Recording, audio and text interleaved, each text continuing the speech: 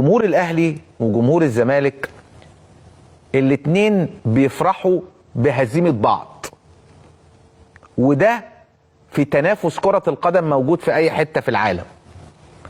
انت بتلعب في دوري الابطال، الاهلي بيتعادل، الزمالك بيتغلب، بيبقى في فرحة وبتبان على السوشيال ميديا، بتبان ان انا فرحان بهزيمتك او بتريق على هزيمتك او بقلل منك. حصل ده على فكره اما الاهلي اتغلب من المصريه للاتصالات فريق الدرجه الثانيه، اما اتغلب كسب النادي الاهلي وطلعه من دور 32، وبعد فرحه عارمه لنادي الزمالك وصعوده للمركز الثاني على حساب بيراميدز والنادي الاهلي، نادي الزمالك عمل احتفالات ومبسوط، ولاعيبته وجمهوره مبسوط، وجهازه الفني مبسوط، وراحوا يحيوا الجماهير.